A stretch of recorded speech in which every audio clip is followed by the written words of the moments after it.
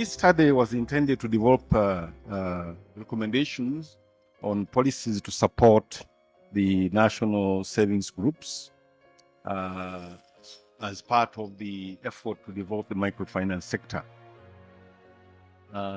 We did a mapping for the country, and we were able to establish, I'm sorry you really can't see that, but we went out to 144 parishes, 31 promoters, 99 district officials, 52 districts, 201 saving groups, 15 sub-regions in the country to be able to establish what we wanted to do. We did a mapping in India with the support with our colleagues, and we want to thank them very much. We did a validation consultative workshops, and these helped us in the procedures of what we are finding. Now, our major findings are in 4 areas, which I want to quickly talk about. The first one is, how are these groups formed? And we're recommending that let the groups form on their own. That's the best way, unless if we change the government policy to that the policy of government is not private sector-led growth, then we can force savings to happen. But if you look back in your own SACCO which you support, you'll see that these people come on their own, and they form these groups, savings groups, on their own, and let them grow naturally. We had seen a lot of things that we thought about, but we think that if these groups grow naturally, business organization will grow as a result of good strategies intended to expand the business. And we believe that SACCOs, these groups which are going to grow, want to bring more members and want to generate more funds. What I've seen is that as these women go and make business, they start saving more. So let these institutions grow on their own. Now, Honourable Minister, this is the challenge, but later on we will come back to you, since with us we are researchers, to give us some money to research into the groups that are being formed out of the parish development model, because they are not generic. We are creating them. So what is going to happen? We are all here 2-3 years later on. We need to see the groups that are forming on their own, and these which we are creating, what is their performance? Learn from it and move ahead as a country. Let's not point fingers then, but we should be able to learn from them, because we now have 2 groups, a test group and a control group. Wonderful from our perspective as researchers.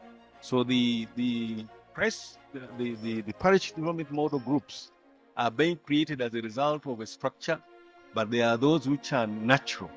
So we hope that we should be able to learn from these, and as a country, be able to proceed with what we think is the best.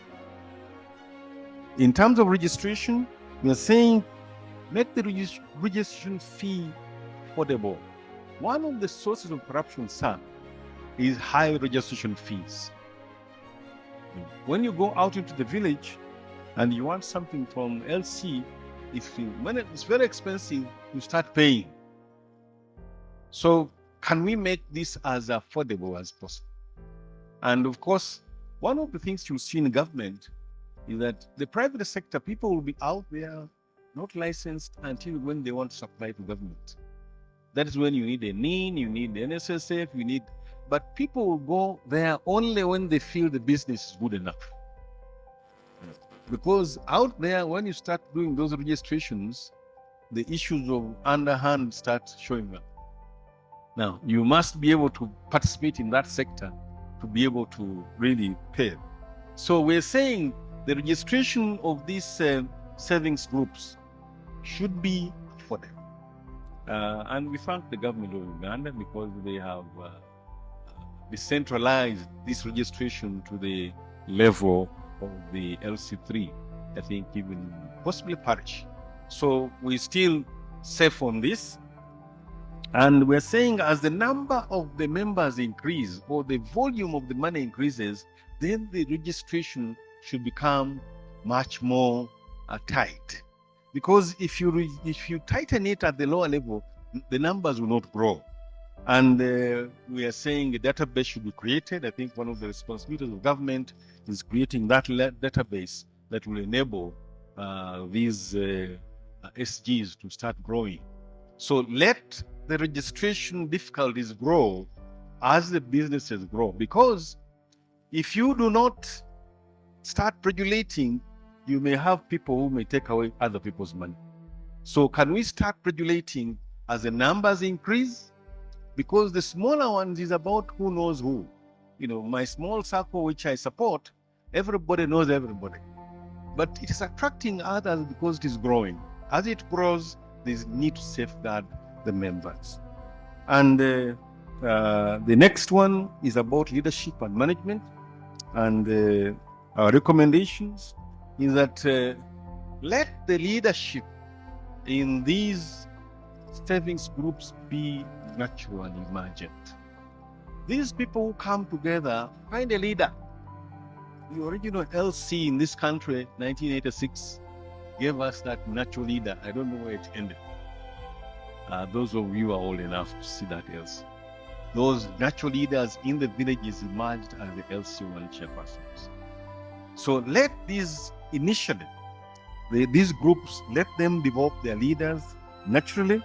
But as the group grows with more money, more members, then there's a need to develop proper management structures. But if you impose management structures to a circle like the one in my village, they will splinter and go away because they stop understanding what you're trying to do. So beyond a certain number which can be established, there should be training in governance and leadership. You know, I've seen some people going around to train people in leadership and governance. There are some circles really which are not ready. You know, you go and talk about the meeting must have a quorum, must have resolutions. They are concerned about their money which they bring, the safety of that money, and to ensure that when they want it's available. So, but I think as the size increases, these are things that we should now start thinking about.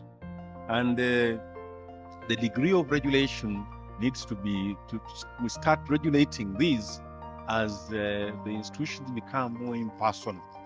You know, the essence of bureaucracy is to safeguard the interests of the public.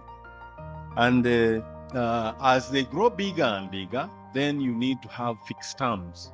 One of the experiences you'll find in these SGs is that once the original founder gets tired, thereafter the leadership starts getting into problems. That's when you need fixed terms for these leaders to be able to take charge of the SG and have accountability for them. So we're also saying the regulation should include having executives who have qualifications.